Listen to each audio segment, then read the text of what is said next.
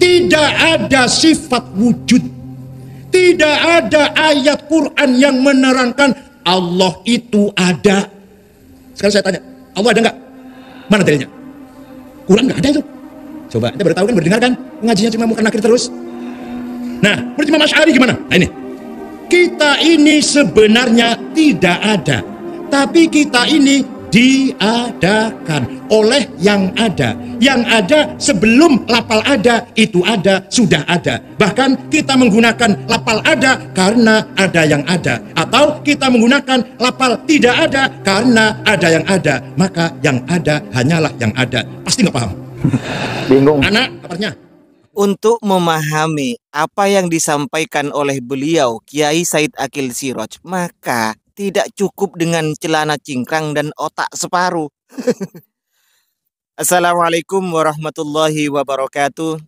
Alhamdulillah wassalatu wassalamu ala Rasulillah wa ala alihi wa sahbihi wa mawala amma ba'du. Kaum muslimin dimanapun berada, semoga Allah subhanahu wa ta'ala senantiasa memberikan rahmatnya, taufiknya, hidayahnya, maghfirahnya, memberikan kelancaran rezeki dan kesehatan kepada kita semua, menjadikan kita orang-orang yang beruntung di dunia ini, lebih-lebih kelak di akhirat. Amin, Allahumma amin. Video Kiai Said Aqil ini insya Allah sudah lama sekali video ini, cuman sekarang diviralkan lagi. Kalau tidak keliru sekitar tahun 2019-an lah gitu, sekitar itu. Pak Said Aqil menjelaskan, Pak Kiai ini menjelaskan bahwa pertama, Allah ada atau Allah maujud, Allah wujud ini tidak pernah ada di dalam Al-Quran. Mau dicari dari surat Al-Baqarah, dari surat Al-Fatihah sampai An-Nas, tidak ada. Ya memang, kita lihat saja buktinya. Secara letterlek, secara tulisan, secara tertulis memang tidak ada kan. Apa yang disampaikan oleh Kiai Said Aqil Siraj ini jangan digoreng. Kiai Aqil Siraj ini mengajak kita untuk berpikir bahwa Al-Quran ini tidak bisa dimaknai secara letterlek. Ya. Kalau kita cari memang tidak ada lafaz yang menjelaskan, ayat yang menjelaskan bahwa Allah subhanahu wa ta'ala itu wujud atau maujud di dalam Al-Quran itu tidak ada. Teksnya, ayatnya ada enggak? Ayo silakan cari. Bantah ya. Tetapi beliau tidak mengatakan Allah itu tidak ada. Di dalam Al-Quran Allah itu tidak ada. Nama Allah wujudnya itu, teks wujud ayatnya itu tidak ada. Walaupun Anda cari dari Al-Fatihah sampai An-Nas tidak ada. Nah, bagaimana kita tahu? Beliau terus menjelaskan bagaimana kita tahu. Kita tahu dari apa yang dijelaskan oleh Allah subhanahu wa ta'ala di dalam Al-Quran. Dengan zat-zatnya, tentang zat-zat Allah di dalam Al-Quran. Tentang sifat-sifat Allah di dalam Al-Quran. Baru kita tahu bahwa Allah itu ada. Ya kalau dicari Allah ada, Allahu maujudun, tidak ada. Nah, selanjutnya beliau malah menjelaskan lagi. Sebenarnya ini bagi orang-orang aswaja bukan hal yang sulit. Bukannya manggut-manggut. Karena memang benar apa yang beliau sampaikan. Memang tidak tertulis di dalam Al-Quran secara tulisan. Kita tahunya dari sifat dan nama Allah yang dijelaskan oleh Allah sendiri di dalam Al-Quran. Gitu. Nah, yang kedua yang dikatakan bahwasanya Allah itu ada. Sebelum lafaz ada itu sendiri ada. Itu sudah ada Allah itu.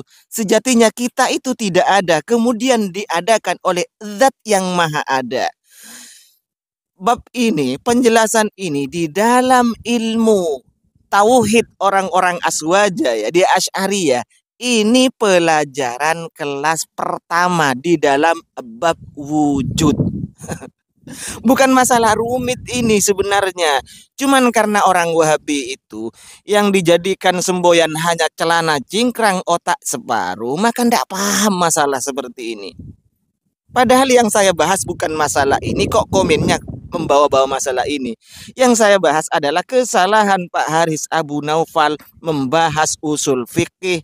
Ini yang saya bahas. Tapi komennya kok ngelantur ke sini. Ya enggak apa-apa, saya ikuti alur Anda. Kalau orang Wahabi kan enggak. Saya bahas A, jawabannya malah Z. Bukan B lagi, malah Z. Oke. Jadi Allah subhanahu wa ta'ala itu ada.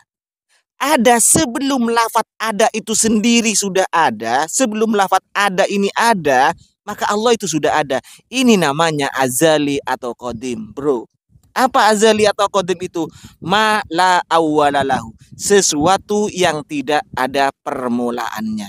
Kalau sesuatu sudah tidak ada permulaannya, maka jelas tidak ada akhirnya. Maka wujudnya atau adanya disebut dengan wajibul wujud. Kalau kita itu diadakan oleh Allah Subhanahu wa taala, namanya kita itu, ya. Jadi kita itu ada, sejatinya itu hanya diadakan oleh Allah Subhanahu wa taala, zat yang maha ada, yang adanya sebelum ada itu sendiri, lafaz ada itu sendiri ada, Allah sudah ada. Ini yang disebut dengan qadim atau azali. Dan kalau kamu yang komen ini, yang mengeritik Pak Said Akil yang mengatakan seperti itu, mungkin di benak Anda ini adalah salah, sesat dan semacamnya, itu pikiran Anda saja yang separuh. Cukuplah celana Anda saja yang cingkrang, jangan sampai otak Anda juga ikut cingkrang ya. Ini sebenarnya sudah dijelaskan sendiri oleh Syekh Anda, Syekh Utsaimin, ya. Oleh Syekh Utsaimin sudah dijelaskan sendiri bahwa adanya Allah dengan adanya makhluk itu berbeda. Adanya Allah itu adalah wajibul wujud. Yang disebut wajibul wujud itu apa? Wajib adanya, tidak ada permulaannya dan tidak ada akhirnya. Sebelum adanya sesuatu, termasuk lafaz ada, itu termasuk dalam kategori sesuatu. Allah yang maha ada, bahkan yang mengadakan sudah ada. Ini namanya wajibul wujud. Kalau sudah wajibul wujud, berarti zat ini harus, pertama, tidak ada permulaannya, la awwalalahu. Yang kedua, la akhiralahu, tidak ada akhirnya. Tidak ada awalnya, tidak ada akhirnya. Artinya tidak fana. Orangnya, zatnya ya, zatnya harus qidam, zatnya harus baqo. Tidak ada permulaan, tidak ada akhir. Inilah yang disebut wajibul wujud. Beda dengan kita yang diadakan oleh zat yang maha ada. Siapa? Allah Subhanahu wa taala. Kita yang diadakan, makhluk yang diadakan. Ini namanya jaizul wujud. Ini penjelasan Syekh Anda, Syekh Utsaimin. Yang namanya jaizul wujud jelas ada permulaannya. Namanya barang hudus, barang hadis. Kita itu hadis, sifat kita adalah hudus. Allah muhal bersifat hudus. Wajibnya Allah itu bersifat qidam. Nah, kalau namanya jaizul wujud, jelas ada permulaannya. Kalau sudah ada permulaannya, pasti ada akhirnya. Anda misalnya lahir tahun berapa? Tahun 80. Nah, pada tahun berapa yang asalnya Anda sebelum tahun 80, Anda itu tidak ada. Setelah itu, suatu saat Anda juga akan tidak ada lagi. Ini namanya dari tidak ada menjadi ada, kemudian tidak ada lagi. Ini namanya jaizul wujud, bro. Tapi saya jelaskan seperti ini, saya kira kalau celananya cingkrang, terus otaknya juga ikut cingkrang, saya rasa Anda akan pernah paham. Mohon maaf saya berkata seperti ini, karena Anda itu sok merasa pintar, ta'anut. Andaikan kamu bertanya secara baik-baik, insya Allah bahasa saya tidak seperti ini. Ya, ini sudah kebiasaan dari orang-orang Wahabi yang sok mengaku pintar. Cobalah berusaha untuk komen ya, berusaha untuk komen sesuai apa yang dibahas. Ingat, yang saya bahas adalah kesalahan Haris Abu Naufal tempo dulu itu, ya, yang kemarin-kemarin itu. Kesalahan Haris Abu Naufal, ustadzmu itu, alumni Damat Yaman, ketika membahas tentang usul fiqh, baca hadis kocar-kacir, baca kitab kocar-kacir, penjelasannya pun kocar-kacir. Ini yang saya komentari. Nah, Anda malah komentar ya nggak karuan seperti ini. Masalah 5 orang itu, bro, dari kader NU yang ke Israel, foto mesra dengan Presiden Israel, itu sudah dapat ganjaran dunianya, bro, ya. Itu sudah diultimatum. Kalau tidak mau mundur, tidak mau berhenti sendiri, maka akan diberhentikan secara tidak hormat. Sudah itu, bro. Ya silahkan goreng, tidak apa-apa. Tapi sebenarnya Anda itu diam apabila Ustadz Anda membela si Riwil.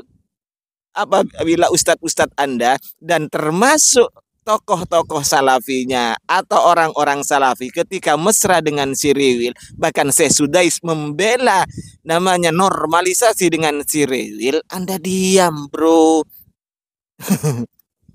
Bahkan ketika Anda Ustadz Muryad Badri mengatakan Hamas itu adalah bentukan si Rewil sendiri, Anda diam kemana Anda bro?